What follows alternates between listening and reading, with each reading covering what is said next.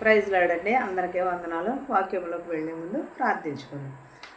సర్వోన్నతుడ, సర్వశక్తిమంతుడ, కృపగల దేవ, దయగల మా తండ్రి, వేవేల దోతలతో కొన్ని ఆడబడుచున్న దేవా, నీకు వందనములు, నీకు స్తోత్రాలు. నాయన గడిచిన కాలం అంతా మమ్మల్ని కాచి కాపాడి సజీవ రెక్కలలో ఉంచినందుకు నీకు స్తోత్రాలు, వందనాలు. నాయన ప్రభా, ఈ మంచి తరుణం ఇచ్చినందుకు నీకు వందనాలు. నాయన ప్రభు, వినుచున్న వారికి, చూచుచున్న వారికి ప్రతి ఒక్కరికి మారు మనసు దయచేయమని అడుగుచున్నాను తండ్రి. ఆమేన్. పిలిపిలకు వ్రాసిన పత్రిక 3వ అధ్యాయము కొన్ని వచనాలు చదువుకుందామండి. పిలిపిలకు 3వ అధ్యాయం మొదటి నుంచి. మెట్టుకు సహోదరులారా, ప్రభువునందు ఆనందించుడి. అదే సంగతులను మీకు రాయుట నాకు కష్టమైనది కాదు, మీకు అది క్షేమకరము. కుక్కల విషయమై జాగ్రత్తగా ఉండుడి. దుష్టులైన పనివారి విషయమై జాగ్రత్తగా ఉండుడి. ఈ చేదన నాచరించు వారి విషయమై జాగ్రత్తగా ఉండుడి. ఎందుకనగా శరీరమును ఆశాస్పందమును చేసుకొనక దేవుని యొక్క ఆత్మ వలన ఆరాధించుచు క్రీస్తునందు పడుచున్నామే. సున్నతి ఆచరించువారు కావలినుంట కంటే నేను శరీరమునకు స్పందమును చేసుకొనుచు మరి ఎక్కువ ఎవడైనాను శరీరమును ఆస్పందము చేసుకొనవలసిన ఎడల నేను మరి ఎక్కువగా చేసి ఉన్నాను. ఏంటది? మెట్టుకు సహోదరులారా, ప్రభువునందు ఆనందించుడి. అదే సంగతి మీకు వ్రాయుచుండుట నాకు కష్టము కాదు, కానీ మీరు అదే క్షేమమును కలిగి కుక్కల విషయమై మీరు జాగ్రత్తగా ఉన్నారు. మనం వెళ్ళిచినప్పుడు అనేక మంది మొరుగుచూ ఉంటారు. మనం ఎదురు వెళ్తున్నాం అనుకో, వెనకాల అనేకమైన కుక్కలు మొరుగుతూ ఉంటాయి. వాటి కోసం జాగ్రత్తగా ఉండమని చెప్పుచున్నాడు దేవుడు. సహోదరులారా, మీరు జాగ్రత్తగా ఉండుడి. కుక్కల విషయమై దుష్టులైన వారిని విషయమై జాగ్రత్తగా.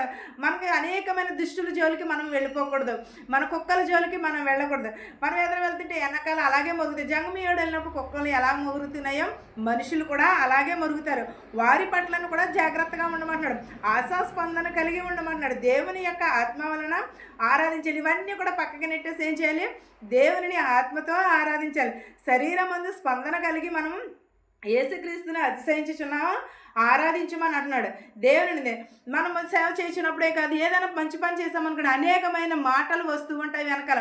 అనేకమైన వారు మొరుగుతూ ఉంటారు. వాటి మాటలను మనము పట్టించుకోకూడదు. అదే మంచిని చేసామనుకో, మంచి అయితే అసలు ఎవరికి చెప్పరు. ఎవరిని కూడా చెప్పుకోకుండా ఏం చేస్తారంటే కప్పుపుచ్చేస్తారు. అదే చేయడానికో దేశాలు కూడా, విదేశాలలో కూడా పర్యటన చేస్తూ ఉంటారు. 10 మందికి కూడా చెప్తూ ఉంటారు. అదే మంచి అనుకో, ఎవరికి కూడా చెప్పరు. దాన్ని అలాగే మూత పెట్టేసి ఉంటారు. కానీ మనం ఏం చేయాలంటే మంచిని మనము చెప్పాలి, చెడుని మనం విడిచిపెట్టాలి. దుష్టుల జోలికి వెళ్ళకూడదు. మనము కావాలంటే శరీరమును అసస్పందమును 8వ దినమున అసస్పందమును తెలుసుకునే ఎడల నేను మరీ ఎక్కువగా చేసుకునిచున్నాను. ఏంటది? మనము సున్నతి ఆచరించినప్పుడు కావాలంటే మన శరీరంలో అసస్పందము సున్నతి ఎన్నో రోజులు చేస్తారు? 8వ దినమున. సున్నతి పొందిన ఇశ్రాయేలు వంశస్థుడనైన బెన్యామీను గోత్రంలో పుట్టిన హెబ్రీల సంతానమునైన హెబ్రీయుడైన ధర్మశాస్త్ర విషయము పరిశ్రయుడనైన ఆసక్తి విషయమును సంఘమును హింసించువాడనై ధర్మశాస్త్రము వలన నీతి విషయమును అనినిత్యమును ఉంటిని. ఎలాగో సున్నతి చేసినాడు. సున్నతి ఎన్నో రోజున 8వ రోజుని చేస్తారు. ఎవరు చేయించుకుంటారు? ఇశ్రాయేలు వంశస్థులను, యోధా గోత్రపు వారును, బెన్యామీనులను, హెబ్రీలు సంతానమును కూడా ధర్మశాస్త్రమును ఆచరించుచు ఏం చేస్తారంటే సున్నతిని చేయించుకుంటారు. సంఘంలో ఒకవేళ సున్నతి చేయించుకోలేదు అనుకో, సేవ చేయటానికి ఉండదు, సంఘంలో ఉండటానికి ఉండదు. సున్నతి చేయించుకున్న వాళ్ళు సంఘానికి అర్హులు కారు, సేవ చేయడానికి కూడా అర్హులు కాదు. కాబట్టి ఏం చేయాలంటే సున్నతి చేయించుకోవాలి. ఇశ్రాయేలీలనే కదా, అందరూ కూడా సున్నతి చేయించుకోవాలి. బైబిల్ని పాటించే ప్రతి ఒక్కరూ కూడా సున్నతి చేయించుకోవాలి. బైబిల్ టు బైబిల్ మనం ఎప్పుడు కూడా బోధిస్తూ ఉంటున్నాం. కాబట్టి సున్నతి చేయించుకునేవారు కంపల్సరీ కూడా దేవుని సేవకే అర్హులు. ఒకవేళ దేవునికి సేవ చేసేవాళ్ళు సున్నతి చేయించుకోకపోతే కూడా దేవుడు వారికి తీర్పు తీరుస్తూ ఉంటాడు. తీర్పు రోజున లెక్క చెప్పుకోవాల్సి వస్తుంది. అయినను ఏవి నాకు లాభకరములై ఉండెనో వాటిని క్రీస్తు నిమిత్తము నష్టముగా ఎంచుకుంటుని. అంటే దేవుడు మనకి ఏమి లాభకరముగా చేసినా అవి వాటిని క్రీస్తు నిమిత్తమును నష్టముగా ఎంచుకుంటున్నా అంటే మనకు లాభకరమైనవి దేవునికి ఇష్టమైనవి కాదు కదా. దేవుడు నీకు ఇష్టమైన బలిని కోరలేదు, కానీ దేవుడు హృదయపూర్వకమైన మనస్సును కలిగి ఉన్నాడు. నీకు ఇష్టమైనది దేవునికి బలి అర్పణగా కోరలేదు దేవుడు. దేవుడు ఎప్పుడు కూడా మనకి ఇష్టమైనవి ఎప్పుడు కూడా కోరలేదు. ఆయనైనా సరే మనం ఏం చేస్తామంటే దేవునికి ఇష్టం లేని పనులు చేస్తాం, కానీ దేవునికి ఇష్టమైన రీతిగా మనము నడుచుకోము. మనం ఎప్పుడు కూడా దేవునికి ఇష్టమైన రీతిగానే నడుచుకోవాలి. దేవునిని స్తుతించేవారుగానే ఉండాలి. మనం నిశ్చయముగా నా ప్రభువైన యేసుక్రీస్తుని గురించి అతి శ్రేష్టమైన జ్ఞానమును నిమిత్తము సమస్తమును నష్టముగానే ఎంచుకొనుచున్నాను. ఎలాగో నిశ్చయముగా నా ప్రభువైన యేసుక్రీస్తుని గురించి అతిశయమును శ్రేష్టమును గురించి జ్ఞానమును నిమిత్తమును నేను సమస్తమును కూడా నష్టముగానే ఎంచుకొనుచున్నాను. నేను అంటే సమస్తం నిశ్చయముగా శ్రేష్టమైన నిమిత్తం జ్ఞానము నిమిత్తము నేను అనేకమైనవి దేవుని ఎదురు నష్టముగానే. దేవుడు మనం నష్టపోతాం అనుకో, దేవుడు విడిచిపెట్టేవాడు కాదు కదా. దానిని ఏం చేస్తాడు? ఆశీర్వదిస్తాడు. యాకోబు కూడా అంతే కదా. బిడ్డలని ఆశీర్వదించినప్పుడు ఏం చేస్తాడు? కుమారుణ్ణి గర్రుబొచ్చి కప్పుకొని వచ్చి ఉంటే వారిని ఏం చేస్తాడు? ఆశీర్వదించేస్తాడు. కానీ వచ్చేసరికి దీవెనలు ఉండవు. దీవెన లేకపోతే ఆ తిట్లే అవే వారికి ఏం కలిగినాయి? ప్రతిఫలముగా దీవెనలు కలిగి ఉన్నాయి. అలాగే దేవుడు ఆశీర్వదిస్తాడు. క్రీస్తును సంపాదించుకుని ధర్మశాస్త్రం మూలమైన నా నీతినికంగా క్రీస్తునందలి విశ్వాసములైనను, నీతి అనగా విశ్వాసమును బట్టి దేవుడు అనుగ్రహించు నీతి గలవాడనై ఆయన యందు అగపడు నిమిత్తము ఏ విధము చేతనైనను మృతులలో నుండి నాకు పునరుద్ధానము కలిగినని ఆయన మరణ విషయంలోనూ సమాన అనుభవము గలవాడై ఆయన పునరుద్ధాన బలమును ఎరుగు నిమిత్తమును ఆయన శ్రమలలో పాలివాడినగుటకు ఎట్టిదో ఎరిగి నిమిత్తమును సమస్తమును నష్టపరుచుకుని వాటిని పెంటతో సమానముగా ఎంచుకొనిచున్నాను. ఏంటది? క్రీస్తు సంపాదించుకుని నా శ్రేష్టమైన నష్టమును కానీ ఎంచుకునిచున్నాను, కానీ క్రీస్తును సంపాదించుకుని ధర్మశాస్త్ర మూలమునైన నీతిని నేను అనుసరిస్తున్నాను అని అంటున్నాడు. క్రీస్తునందలి ధర్మశాస్త్ర మూలమును క్రీస్తు విశ్వాసములోనే నేను నీతిని కానీ ఎంచుకుంటున్నాను. నేను ఏ విధము చేతనైనా మృతులలో నుండి నాకు పునరుద్ధానము కలుగును, ఆయన మరణ విషయంలో నాకు పునరుద్ధానమును కలగవలేను. మనం ఆదివారం అంటే ఏంటది? విశ్రాంతి దినమా? ఆదివారం అంటేనే కాదు కదా. దేవుడు లేచిన రోజునే ఆచరిస్తున్నారు ఆదివారం అంటే. పునరుద్ధాన దినమును ఆచరిస్తున్నాడు. ఇలాగే అంటున్నాడు దేవుడు కూడా. ఆ మరణ విషయం సమానుభావుడనై ఆయనను పునరుద్ధానమును ఎరిగిన నిమిత్తము ఆయన శ్రమలో పాలివాడనై ఎట్టిదో ఎరుగుదుని నిమిత్తమును సమస్తమును నష్టించుకుని వాటిని పెంటతో సమానము. ఏంటది? పెంటతో సమానమని చెప్పుచున్నాడు ఇక్కడ. ఏ విధమైన దానిని అయినా సరే నష్టము కలిగిన దానిని నేను పెంటతో సమానముగా చూస్తానంటున్నారు.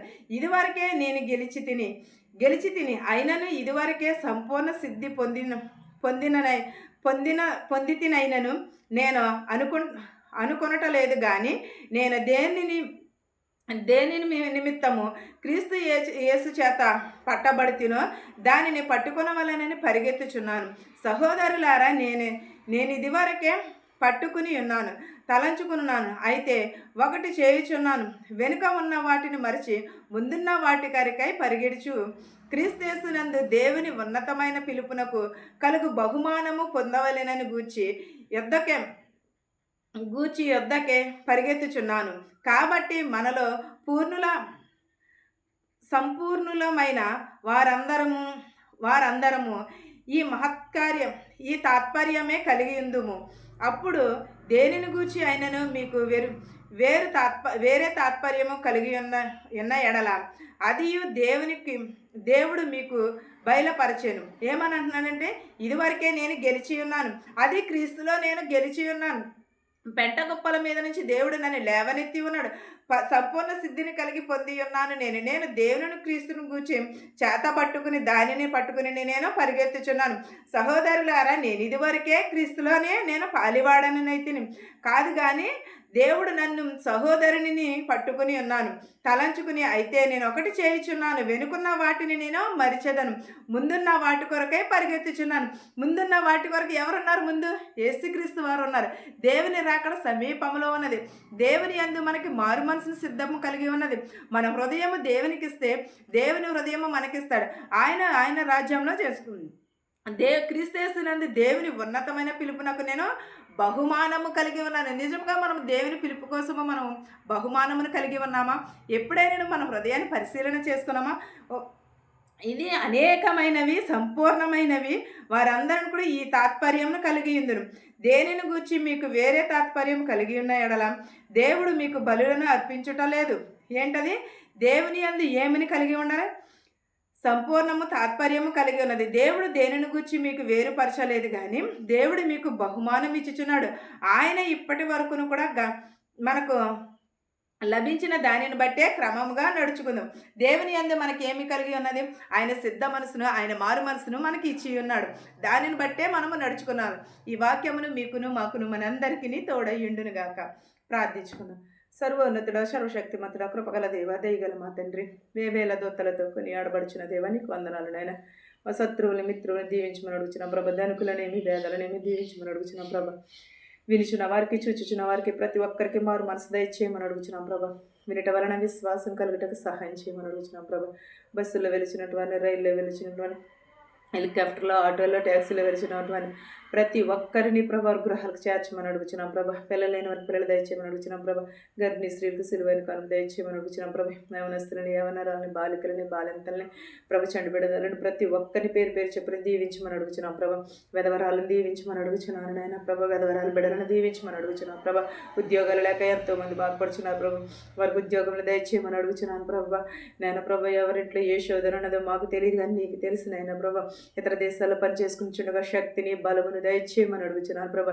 మెడికల్కి వెళుచున్నారు, పీసీస్కి వెళుచున్నారు, క్షేమంగా ఉండేటకు సహాయం చేయమని అడుగుచున్నాను నాయన ప్రభా. నేను మా దేశాలని, మా సంఘాలని దీవించమని అడుగుచున్నాం ప్రభా. నేను శుభకార్యాలు జరుగుచున్న ప్రభా, సఫలము చేయమని అడుగుచున్నాం ప్రభా. మీటింగ్స్ జరుగుచున్నాను నాయన ప్రభా. వాతావరణం మీ స్వాధీనంలో ఉంచుకోమని అడుగుచున్నాను నాయన ప్రభా. ప్రతి ఒక్కరి కుటుంబంలో శాంతిని, సమాధానమును దయచేయమని నా ప్రార్థనని నీ పాసాన్ని చేర్చుకోమని నజరేయుడైన యేసునామములో అడిగి వేడుకొనుచున్నాను తండ్రి. ఆమేన్. పరలోకమందున మా తండ్రి, నీ నామం పరిశుద్ధపరచబడును గాక, నీ రాజ్యం వచ్చును గాక, నీ చిత్తము పరలోకమందు భూమి అందు నెరవేరినట్లును మన దినాహారం నేడు మాకు దయచేయము. మరణోస్త్రాన్ని మేము క్షమించిన ప్రకారం మరణములు క్షమించము. దృష్టి నుండి, శోధన నుండి తప్పించము. రాజ్యమును, శక్తియు, మహిమయు నిరంతరము నీవై ఉన్నావు మా తండ్రి. ఆమేన్. వినిచిన వారికి, నీ చూచిన వారికి, ప్రతి ఒక్కరికి సదాకాలము నీ కృపతోడై ఉండి వారందరికీ మారు మనసు దయచేయమని అడుగుచున్నాను తండ్రి. ఆమేన్. ఆమేన్. అందరికీ వందనాలు.